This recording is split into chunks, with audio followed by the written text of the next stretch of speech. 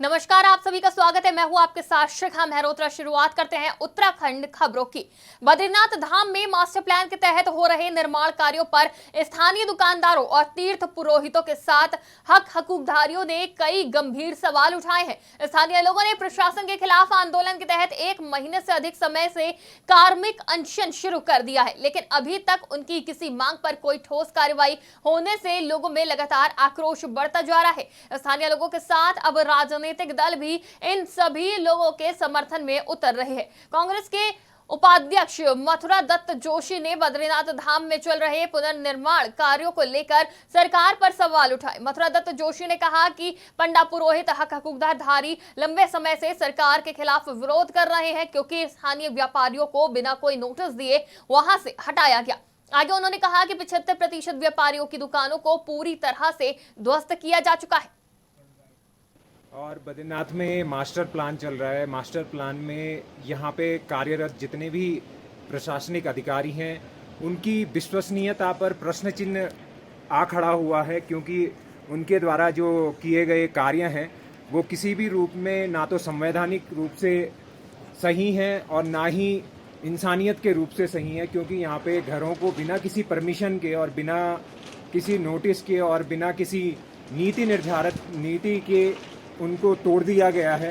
और जिन लोगों के घर टूटे हुए हैं उनको अभी तक किसी भी प्रकार से सरकार। आज हमारा कर्मिक अनशन का 35वां दिन जारी है। कर्मिक अनशन और अभी केवल प्रशासन से, उत्तराखंड प्रशासन से केवल 2 बारी यहाँ पे आए हैं अधिकारी लोग, और हमने उनको अपनी जो हमारा दर्द है, पीड़ा है, सारा बताया उनको।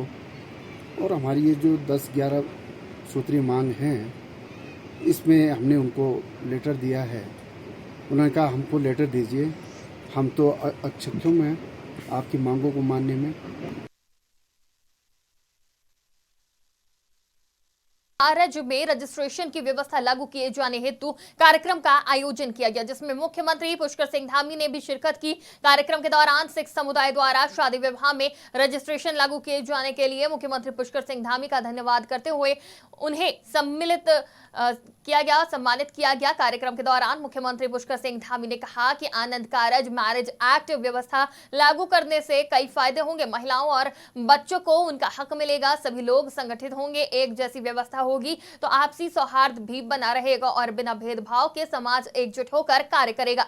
इसके साथ ही मुख्यमंत्री ने श्री गुरु सिंह सभा के द्वारा किए गए गरीब कल्याण की सराहना की। इसी के साथ ही 25 लाख गरीब कल्याण और 25 लाख रुपए गरीब बच्चों के स्कूल के उत्थान के लिए देने की भी घोषणा की। देखिए, लंबे समय से डिमांड चली आ रही थी कि एक्ट लागू, और इसमें दृढ़ता से निर्णय माननीय मुख्यमंत्री जी ने लिया। मैं उनको बहुत बहुत बधाई और शुभकामनाएं देना चाहूँगा।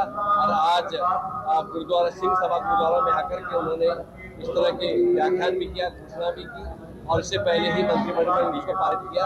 ये बहुत बड़ी बात है, बहुत बड़ी उपलब्धि है सबके लिए। जिस तरह से उन्होंने एक सम्मान देने की बात की सिख समाज के लिए, मैं उनका दिल की गहराई से धन्यवाद करना चाहता हूँ। आज में बहुत बड़ी डिमांड आ रही थी, बहुत पहले से चल रहा था, परंतु उत्तराखंड की अगर हम बात करते हैं तो किसी ने इस तरह की पता नहीं क्यों नहीं हिम्मत जुटा पाए, किंतु मुख्यमंत्री जी ने इसको संज्ञान लेते हुए तत्काल प्रभाव से बच गए। इससे सिख समाज एक संगठित होगा और मोदी जी के प्रति और मुख्यमंत्री जी के प्रति। उत्तराखंड ग्लोबल इन्वेस्ट समिट 2023 में मार्गदर्शन कराए जाने के लिए गठित मुख्यमंत्री सलाहकार समूह की बैठक में मुख्यमंत्री पुष्कर सिंह धामी शामिल हुए। साथ ही राज्य के तमाम आला अधिकारी भी बैठक में मौजूद रहे। राजधानी देहरादून के पैसिफिक होटल में आयोजित कार्यक्रम में पर्यटन मंत्री सतपाल महाराज, कृषि मंत्री गणेश जोशी, वन मंत्री सुबोध उनियाल, चिकित्सा शिक्षा मंत्री डॉक्टर धन सिंह रावत, शहरी विकास मंत्री प्रेमचंद्र अग्रवाल, पशुपालन मंत्री सौरभ बहुगुणा भी बैठक में मौजूद रहे। कांग्रेस मुख्य प्रवक्ता गरिमा मेहरा दसौनी ने प्रेस वार्ता के जरिए ब्यूरोक्रेटिक समस्याओं का मुद्दा उठाया। इस दौरान गरिमा मेहरा दसौनी ने 2 पत्रों का हवाला देते हुए कहा कि प्रदेश में ब्यूरोक्रेटिक आपदा आ गई है। ये प्रदेश की विडंबना है कि शासन प्रशासन में बैठे हुए अधिकारियों और कर्मचारियों को अपने अधिकार और कर्तव्यों का ही बोध नहीं है।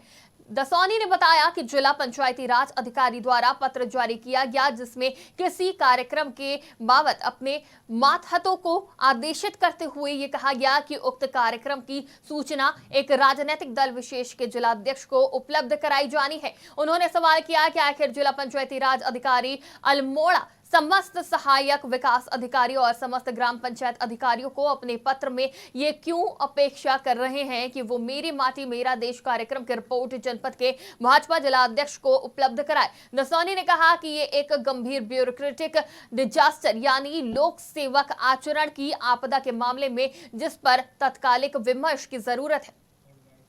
मैंने 2 मामले बताए हैं, 2 जनपदों के अलग अलग मामले हैं, अल्मोड़ा का और रुड़की जनपद का, जिसमें अधिकारियों ने पीए की तरह काम किया है भाजपा के। ऐसा लग रहा है कि ये सरकारी कर्मचारी या सरकारी अधिकारी ना होकर भाजपा के चरण चुंबक हैं, भाजपा के पेड वर्कर्स हैं, जिन्होंने पहले पत्र में अल्मोड़ा के जिला पंचायती राज अधिकारी ने पत्र लिखकर समस्त ग्राम पंचायत विकास अधिकारी और सहायक विकास अधिकारियों को बोला है कि जो रिपोर्ट है 15 अगस्त के कार्यक्रम की, जिसमें मेरा माटी मेरा देश जो कि सरकारी कार्यक्रम था, पूरे देश भर में स्कूलों में कार्यालयों में करा गया था, उसकी सफलता को सुनिश्चित करें, ये तो कहा ही गया है। लेकिन साथ ही साथ ये कहा गया है कि भाजपा के जिला अध्यक्षों को ये खंड विकास अधिकारी इसकी रिपोर्ट सबमिट करें। ये कहाँ का औचित्य है कि विकास अधिकारी अब भाजपा के जिला अध्यक्षों को रिपोर्ट करेंगे? भाजपा का जिला अध्यक्ष संगठन का पदाधिकारी है, वो संगठन के कामों को देखेगा। ये सरकारी कामों को देखने का काम अधिकारियों का और कर्मचारियों का होता है। आप अपने हायर अप्स को रिपोर्ट देते तो बात समझ में आती, लेकिन एक आप दल विशेष जो कि सत्तारूढ़ दल है उसको आप रिपोर्ट दे रहे हैं, इसका खबर देहरादून से है, जहां नगर निगम बोर्ड की बैठक में दाखिल खारिज शुल्क में संशोधन कर दिया गया है, जिसमें लोगों को बड़ी राहत मिलने की उम्मीद है। सम्मिलित दाखिल खारिज के लिए अब लोगों को आधा शुल्क देना होगा। यह संशोधन पार्षदों की मांग पर बोर्ड बैठक में किया गया है। आपको बता दें कि फरवरी में बोर्ड की बैठक में दाखिला खारिज शुल्क में स्टैंप ड्यूटी के शुल्क के आधार पर बढ़ोतरी की गई थी। इसके बाद लगातार नगर निगम में इसका विरोध हो रहा था। पार्षदों ने मांग उठाई कि राजधानी में दाखिला खारिज शुल्क में घटौती की जानी चाहिए, जिसके बाद नगर निगम ने सभी की सहमति के बाद संपत्तियों के दाखिला खारिज शुल्क को आधा कर दिया है। यानी अब जो व्यक्ति संपत्ति के दाखिला खारिज पर 2000 रुपए खर्च करता था, उसे 1000 खर्च करना होगा। ये गत बोर्ड बैठक में ये निर्णय हुआ था कि जो हमारा म्यूटेशन शुल्क है उसका जो 150 रुपये की जो फीस काफ़ी लंबे समय से चली आ रही है उसको रेशनलाइज करके बढ़ाया जाए। और बोर्ड की ही सहमति के अनुसार समिति का, पार्षदों की समिति का गठन करते हुए उन्हीं से प्रस्ताव जो है फाइनल प्राप्त करके उसको लागू किया गया था। वर्तमान में उसको लागू करने के पश्चात कई जगह से इस प्रकार का थोड़ा सा शिकायत आई है कि काफ़ी ज़्यादा बढ़ोतरी हो गई है, और इसके संबंध में इस बोर्ड बैठक में ये शुल्क में 50% की जो है छूट देने का जो है प्रस्ताव हुआ है, और इसको हम लोग जल्दी लागू कर देंगे। और मेरा मानना है कि इसके बाद भी चीज़ें जो हैं, क्योंकि हमने स्लैब वाइज बनाई हैं, तो वो रेशनलाइज रहेंगी, और इसमें निगम को स्टिल जो है इसके अंदर राजस्व भी बढ़ेगा और लोगों को भी इसमें जो है एक जो छूट का लाभ मिल पाएगा। तो आई थिंक ये विन विन सिचुएशन ही रहेगी। देहरादून को स्वच्छ और सुंदर बनाने के लिए नगर निगम गैर सरकारी संगठन के साथ मिलकर एक अभियान चलाने जा रही है, जिसके तहत गीला और सूखा कूड़ा अलग अलग निस्तारित करने और 100% कूड़ा उठाने की व्यवस्था बनने पर जोर दिया जाएगा। इस अभियान के तहत आम जनता को भी स्वच्छता के प्रति जागरूक किया जाएगा। तो वहीं मीडिया को संबोधित करते हुए मेयर सुनील उनियाल गामा ने कहा कि देहरादून को सुंदर बनाने के लिए ये कदम उठाया जा रहा है ताकि देहरादून सबसे सुंदर शहर की गिनती में आ सके। ये कूड़ा निस्तारण, कूड़ा की एक रेगुलर जो है इसकी रेगुलर चलने वाली प्रक्रिया है। कूड़ा अगर हम एक दिन अगर कूड़ा नहीं उठाते तो अगले दिन दूसरे दिन ढेर लग जाते हैं। तो निरंतर ये प्रक्रिया है और सफाई व्यवस्था डेली हम इसको करवाते हैं, चाहे कुछ वार्डों में हमने एनजीओ के माध्यम से कराई हो, चाहे कुछ वार्डों में स्वयं सहायता समूह के माध्यम से हो। तो लेकिन हमारा ध्येय एक ही है कि हमारा शहर जो है स्वच्छ होना चाहिए, शहर हमारा सुंदर होना चाहिए। स्वच्छ दून सुंदर दून का जो शहरवासियों का नारा है वो अपना शहर जो है साफ सुथरा। खबर देहरादून से है, जहां उत्तरांचल प्रेस क्लब द्वारा तीज महोत्सव का आयोजन किया गया। कार्यक्रम में मुख्य अतिथि के रूप में सीएम पुष्कर सिंह धामी की पत्नी गीता धामी ने भी शिरकत की। जानकारी के लिए आपको बता दें कि कार्यक्रम की शुरुआत दीप प्रज्वलित कर की गई। कार्यक्रम की शुरुआत में गणेश वंदना हुई। इस कार्यक्रम में कई महिलाओं ने गायन कर लोगों को संबोधित किया, तो वहीं कई महिलाएं मेहंदी लगाते हुए भी दिखाई दी। इस मौके पर नृत्य और गायन और क्विज प्रतियोगिता, बेस्ट मेहंदी और कई प्रतियोगिताओं में भाग लेने वाली महिलाओं को पुरस्कृत भी किया गया। बता दें कि मनोरंजन की लोकगीत से महिलाओं ने शानदार नृत्य कर सबको मंत्रमुग्ध कर दिया। इस दौरान आयोजित प्रतियोगिता में वंदना अग्रवाल तीज क्वीन चुनी गई। उत्तरांचल प्रेस क्लब के द्वारा यहाँ पे तीज का बहुत ही सुंदर आयोजन हुआ। मैं सभी को बहुत बहुत तीज की अग्रिम शुभकामनाएं देती हूँ, बहुत बधाई देती हूँ। और जिस तरह से माँ पार्वती और शिव का जोड़ा और उनके ही जो है विवाह के उत्सव में ये कार्यक्रम मनाए जा रहे हैं, उन्हीं की तरह सबका जो है ये जोड़ा बना रहे और भगवान सबकी मनोकामनाएं पूरी करें, सबके कष्टों को दूर करें। खासकर यहाँ पे हमारी महिलाओं का बहुत सुंदर महिलाओं ने यहाँ पे आयोजन जो है प्रतिभा की प्रस्तुतियाँ दी। और आज की महिलाएं जहाँ घर गृहस्थी संभाल रही हैं, वहीं जो है हमारे समाज के लिए प्रेरणा भी बन रही हैं। वहीं अवसर मिलने पर वो आगे बढ़ती हैं और जो है आत्मनिर्भरता की ओर कार्य कर रही हैं। और मैं समझती हूँ कि ये महिलाएं आगे बढ़ के हमारी समाज की अर्थव्यवस्था। इंसान अपनी मेहनत से और अपनी कलाकारी से इनाम कमाता है, भले ही उसे वो नाम, वो इज्जत और शोहरत थोड़ी देर से मिले, लेकिन मिलती है। ऐसा ही एक कलाकार जिसकी मेहनत और कलाकारी को एक बॉलीवुड एक्ट्रेस ने सराहा। सन्नी मल्होत्रा ज्वेलरी के क्षेत्र में एक ऐसे डिजाइनर हैं जिन्हें उनकी हाथों की कलाकारी की वजह से अभिनेत्री कंगना रनौत ने ग्लोरी अवार्ड से नवाजा है, जिसकी वजह से अब उनका हरिद्वार में भी खूब नाम हो रहा है। सन्नी मल्होत्रा ने कभी किसी से डिजाइनिंग नहीं सीखा, वो ज्वेलरी की प्राकृतिक डिजाइनिंग करते हैं और ऐसी शानदार डिजाइनिंग जिसे देखकर कोई भी मंत्रमुग्ध हो जाता है, जिसके लिए उन्हें कई अवार्ड्स भी मिल चुके हैं। इस पर सन्नी मल्होत्रा का क्या कहना है, आप भी सुनिए। अवार्ड के बारे में मैं ये कहना चाहूँगा, ये अवार्ड एक वो बूस्टर होता है जो हमें आगे बढ़ने के लिए प्रेरणा देता है। और कोई भी मेहनत करता है, किसी भी फील्ड में करता है, आप पत्रकार हैं, हम डिज़ाइनर हैं, ठीक है, हम सिर्फ ये चाहते हैं कि हमें कोई एक शील्ड दे दे, कोई हमें प्रोत्साहन दे दे कि आप कहीं पहुँचे हैं, कहीं पहुँचने वाले हैं। और ये वही एक स्टेप होता है कि वन बाय वन हम स्टेप बाय स्टेप आगे बढ़ना चाहते हैं। तो ये वो स्टेप है अवार्ड के रूप में जो हम लोग लेना चाहते हैं, जिससे कि हमें एक मन की तसल्ली मिले, एक शांति मिले कि ओके डन, मैंने मेहनत करी, मुझे कुछ मिला, हम आगे बढ़े और आगे बढ़ने के लिए प्रेरणा मिलती है। अवार्ड हमारे लिए ऐसा है। हम लोग काम करते हैं कुछ USPs के साथ। जो स्टोन्स हम लोग लाते हैं वो जापान से लाते हैं और कुछ हम लोग इंग्रेविंग कराते हैं, यानी किसी भी जेम स्टोन के ऊपर हाथ से नक्काशी की जाती है, तो ये कहीं और अवेलेबल नहीं होता। इसके साथ हमारी जो USP डिज़ाइन करने की है वो कुछ इस तरीके से है कि हम खबर काशीपुर से है, जहां मकान गिरने का सिलसिला अभी भी जारी है। अब तक 6 मकान गिर चुके हैं।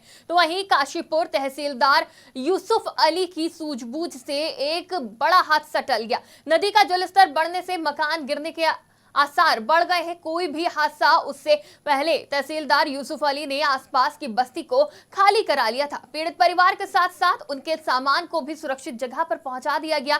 आपको बता दें कि काशीपुर ढेला नदी में पानी बढ़ने से मकान भर-भरा कर गिरते हुए नजर आए। कई मकानों में दरारें पड़ गई हैं। प्रदेश के पहाड़ी इलाकों के साथ ही तराई क्षेत्र के मैदानी इलाकों में लगातार बारिश हो रही है। लगातार बारिश के कारण ढेला नदी का जलस्तर लगातार बढ़ रहा है। नदी में पानी बढ़ने से और ढेला नदी के किनारे के कटाव होने से आसपास के कई मकान नदी की जद में आ गए हैं। प्रधानमंत्री नरेंद्र मोदी के द्वारा परिवारवाद को लेकर विपक्षी पार्टियों पर जमकर हमले बोले जाते हैं, लेकिन अगर बात उत्तराखंड की करें तो उत्तराखंड में भारतीय जनता पार्टी पर ही परिवारवाद को बढ़ावा देने के आरोप लग रहे हैं। बागेश्वर विधानसभा उपचुनाव में जिस तरीके से स्वर्गीय कैबिनेट मंत्री चंदन रामदास की पत्नी पार्वती दास को टिकट मिला है, उसे कांग्रेस बीजेपी पर परिवारवाद को लेकर आरोप लगा रही है। साथ ही कांग्रेस का कहना है कि उत्तराखंड में जितने भी उपचुनाव 2017 के बाद से हुए हैं, सभी उपचुनावों में बीजेपी ने परिवार के सदस्यों को ही टिकट दिया है।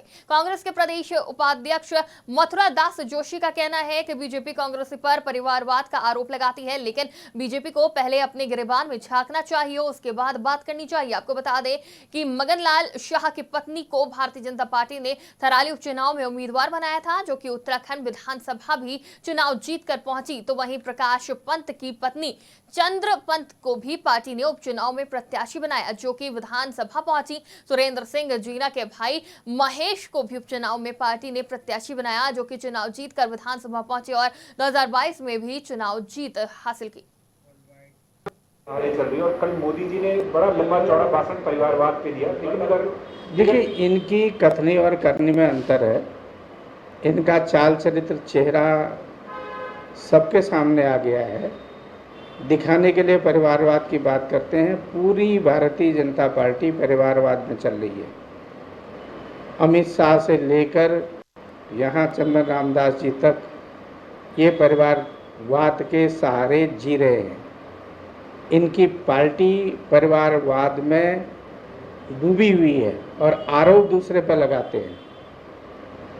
ये बिना परिवार के चुनाव नहीं जीत सकते। आप देखिए 3 या 4 उपचुनाव यहाँ हुए हैं, उसमें इन्होंने परिवारवाद का सहारा लिया। इन पे हिम्मत है तो क्या भाजपा में बागेश्वर में कोई और कार्यकर्ता नहीं है?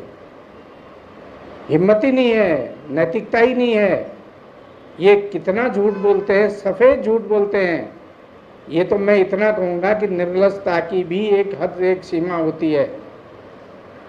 उस सीमा को भी भारतीय जनता पार्टी के नेता पार कर चुके हैं और दूसरे को नसीहत देते हैं, दिखाने के लिए रोज परिवारवाद परिवारवाद परिवारवाद कांग्रेस में आरोप लगाते हैं। माई के लालो, पहले अपने गिरेबान में झांको तब दूसरे को आरोप। पहली बात तो मैं ये कहूँगा कि कांग्रेस पहले अपने बारे में सोचे। उनकी हालत उत्तराखंड में इतनी ख़राब हो गई है कि उनको अपनी पार्टी से कैंडिडेट नहीं मिला और एक आयतित व्यक्ति को लेकर के उसकी घोषणा अगले दिन कर दी गई। ये कांग्रेस को उत्तराखंड के अंदर जो दुर्गति है उसका ये प्रमाण है। और जहाँ तक श्रीमती पार्वती दास के प्रत्याशी बनाने का सवाल है, तो श्रीमती पार्वती दास जी अपने पति के साथ लगातार काम करती रही हैं। उनको राजनीति का अनुभव है, उनकी कार्यकर्ताओं के साथ एक अच्छी जो पहचान है और ऐसे में एक कार्यकर्ता को टिकट दिया गया है। ये संयोग की बात है कि हमारे जो पूर्व हमारे मंत्री रहे चंदन रामदास जी की, उनकी पत्नी के रूप में भी वो स्थापित है, लेकिन जो चयन हुआ है वो एक कार्यकर्ता के नाते हुआ है। और कांग्रेस की स्थिति तो इसलिए ख़राब है कि कांग्रेस पास अपना कोई कैंडिडेट ही नहीं है और इसलिए पहले ही राउंड में कांग्रेस से उस जिस चुनाव की वो बात कर रहे हैं, उस चुनाव को लेकर के सभी को पता है कि आदरणीय चंदन रामदास जी का स्वर्गवास हुआ था और उनके परिवार के लोग वहाँ पर काफ़ी लंबे समय से चंदन रामदास जी के साथ सहयोगी के रूप में काम करते आए हैं। और निश्चित रूप से हम कहीं पर भी भारतीय जनता पार्टी परिवारवाद को बढ़ावा नहीं देती है। कांग्रेस जिस प्रकार के आरोप प्रत्यारोप और जिस प्रकार का वातावरण बनाने के चक्कर में पड़ी हुई है, जिस पार्टी को प्रत्याशी के चक्कर लगाने पड़े हैं, वो पार्टी क्या माहौल बनाएगी। पार्टी के नेताओं को पढ़ना लिखना चाहिए, उसके बाद परिवारवाद उन सब चीज़ों पर ज्ञान रखना चाहिए, ज्ञान देना चाहिए। उनके प्रदेश अध्यक्ष कौन से परिवार से हैं, उनके प्रदेश अध्यक्ष के पूर्व मुख्यमंत्री से क्या नाते रिश्तेदारी है। और कांग्रेस में तो कहा जाता है कि फूफा, चाचा और भतीजी की गवर्नमेंट चल रही है, तो कांग्रेस पार्टी पहले अपने को देखे भाई। उत्तराखंड की खबरों में फिलहाल इतना ही। मुझे दीजिए इजाजत। नमस्कार।